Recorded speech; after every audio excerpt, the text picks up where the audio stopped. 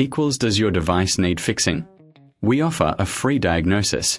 We pick up and deliver right to your door, no calls or travel needed. We send you a quote before repairing, and only go ahead if you approve it. Easy, transparent, and professional. Link in description. To begin, ensure you have the following tools ready: a Phillips screwdriver, a flathead screwdriver, and a pair of tweezers. Start by unplugging your Dyson V15 from the power source to ensure safety during the repair. Next, locate the screws on the back of the vacuum. Using your Phillips screwdriver, carefully remove these screws. Keep them in a safe place as you will need them later.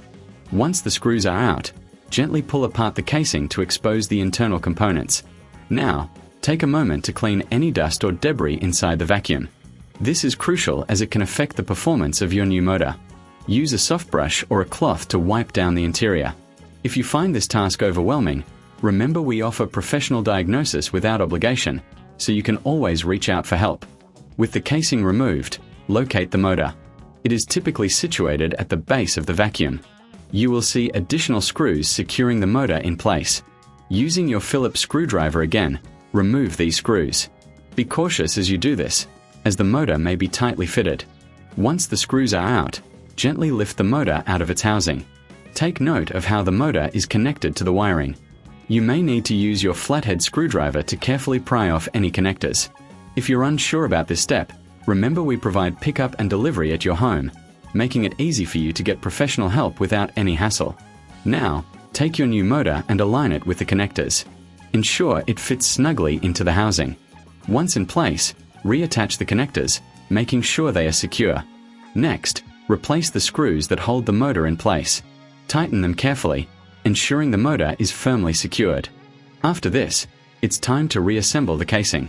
Align it properly and replace the screws you removed earlier. Before you finish, it's a good idea to give the vacuum a final clean. This will help maintain its performance. If you reckon this is too hard, remember we offer a quote before repair, so you can make an informed decision.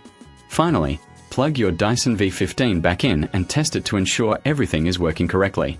If you encounter any issues, don't hesitate to contact us for assistance.